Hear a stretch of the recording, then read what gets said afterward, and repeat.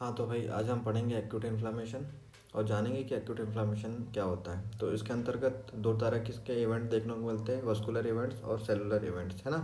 तो last lecture में हमने इन्फ्लामेशन पढ़ा था, इन्फ्लामेशन की डेफिनेशन देखी थी, उसके कुछ बेसिक कॉन्सेप्ट और उसके कुछ सब टाइप्स और कार्डिनल फीचर्स ऑफ इन्फ्लामेशन देखे थे, है ना। तो आज देखते हैं एक्यूट इन्फ्लामेशन में जो चेंजेस होती है, वस्कुलर चेंजेस और सेलुलर चेंजेस, उसके बारे में जानेंगे। तो एक्यूट इन्फ्लामेशन सबसे पहले देख लेते हैं। ये शॉर्ट ड्यूरेशन ऑफ एक्शन होता है, ठीक है, मतलब ये कुछ ही टाइम तक ही परसिस्ट करेगा। और इसमें जो पॉलीमॉर्फो न्यूक्लियर न्यूट्रोफिल्स जो होते हैं वो एज आ इन्फ्लामेटरी सेल्स के तौर पर देखने को मिलते हैं हमें। तो सबसे पहले देखते हैं कि वस्कुलर चेंजेस इवेंट्स में होता क्या है। तो इसे हम हीमोडायनेमिक चेंजेस के नाम से भी जानते हैं।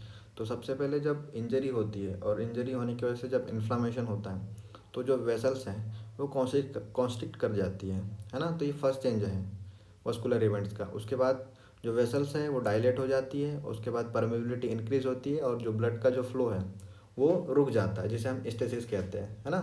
तो सबसे पहले देखते हैं वेसो कॉन्स्ट्रिक्शन, इसमें क्या होता है। ये फर्स्ट चेंज है ना। अब देखो यहाँ सबसे पहले डायग्राम में आप, तो यहाँ पर क्या है, ये आपको दिख रहा है बेसमेंट मेम्ब्रेन, है ना। और इधर आर्ट्रियोल स्मूथ मसल देखने को मिल रही है। अब जहाँ बेसमेंट मेम्ब्रेन है वहीं पर आपको एंडोथेलियम देखने को मिलेंगी। और ये जो एंडोथेलियम है ये नॉर्मली क्या होती है कि एक दूसरे से इंटैक्ट होती है, इनके बीच आपको कोई गैप देखने को नहीं मिल रहा है, ठीक है। लेकिन जब ये जहाँ इंजरी हुई है, ये साइट ऑफ इंजरी है, तो यहाँ पर क्या है, जो एंडोथेलियन है ये क्या रिलीज कर रहा है, वेसोकॉन्स्ट्रिक्शन रिलीज कर रहा है ना। जब इंजरी हो रही है साइट ऑफ इंजरी पर, है ना, तो यहाँ पर रिफ्लेक्स की वजह से क्या हो रहा है, वेसल जो है वो कॉन्स्ट्रिक्ट कर जा रही है ना। तो इसमें क्या होता है, ये इमीडिएट वस्कुलर रिस्पॉन्स है आर्ट्रियोल के ट्रांजिएंस वेसोकॉन्स्ट्रिक्शन का, जब माइल्ड फॉर्म की इंजरी होती है ना। तो जो ब्लड फ्लो है वो रिस्टेबलाइज हो जाता है 30 से 5 सेकंड में। जबकि अगर सीवियर इंजरी अगर होती है तो जो वेसोकॉन्स्ट्रिक्शन है ये 5 मिनट तक के परसिस्ट करता है, ठीक है। इतना आप वेसोकॉन्स्ट्रिक्शन के अंतर्गत लिखेंगे। और दूसरा जो है वेसोडाइलेशन, तो इसमें क्या हो रहा है कि जो ब्लड है नॉर्मली ये फ्लो कर रही है अपने नॉर्मल वे में, ठीक है। लेकिन जब इंजरी हुई होती है या इन्फ्लामेशन होता है तो यहाँ पर क्या है कि कुछ केमिकल्स रिलीज होते हैं जैसे कि हिस्टामिन, है ना। और उसके बाद क्या है कि जो वेसल्स है डायलेट कर जाती है। तो डायलेट करती है तो यहाँ पर क्या है कि जो ब्लड है उसकी क्वांटिटी बढ़ जाती है, जिसको अपन हाइपरमिया कहते हैं। तो आप क्लिनिकली आप देखेंगे जब आप पोस्टिंग वगैरह में जाएंगे तो जहाँ पर इन्फ्लामेशन होती है ना, जहाँ पर वेसल्स डायलेट कर गई है वहाँ पर बहुत ज़्यादा आपको ब्लड देखने को मिलेगा डायलेटेड वाले एरिया पर, और उसकी वजह से आपको रेडनेस देखने को मिलेगी।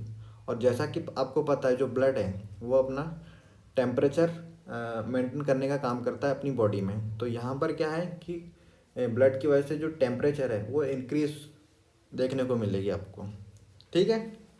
तो ये क्या है कि ये परसिस्टेंट प्रोग्रेसिव वेसोडाइलेशन करता है ना, जो कि इन्वॉल्व करता है किसको, मेनली आर्टरियल को, बट टू लेसर एक्सटेंट, ठीक। और अदर कुछ कंपोनेंट्स हैं उन्हें भी अफेक्ट करता है, जैसे कि वेन्यूल्स हो गए, कैपिलरीज हो गई है। तो ये जो चेंजेस है obviously with in half an hour का होता है। और ये वेसोडाइलेशन की वजह से जो microvascular bed of the area में जो ब्लड का जो वॉल्यूम है वो इंक्रीज हो जाता है ना, जो कि रिस्पॉन्सिबल होता है रेडनेस के लिए और टेम्परेचर के लिए at the site of acute inflammation पे, जैसा कि मैंने आपको इस डायग्राम में समझाया है, ठीक। अब इसके बाद देखते हैं इसकी परमेबिलिटी। तो जो इंक्रीज वस्कुलर परमेबिलिटी है ये मोस्ट कैरेक्टर फीचर्स है एक्यूट इन्फ्लामेशन का, है ना। इसमें क्या होता है कि जो ब्लड वॉल्यूम जो है वो इंक्रीज हो जाती है, और लोकल हाइड्रोस्टैटिक प्रेशर के एलिवेट होने के कारण जो फ्लूइड है वो इंट्रावस्कुलर स्पेस से एक्स्ट्रावस्कुलर स्पेस में एक्सुडेट कर जाता है ना। मतलब देखो अब ये डायग्राम में देखिए आप कि मैंने आपको स्टार्टिंग में बताया था कि ये जो ब्लड वेसल्स हैं इसके बेसमेंट मेम्ब्रेन पे जो एंडोथेलियल सेल्स है एक दूसरे से इंटैक्ट हैं, ठीक है।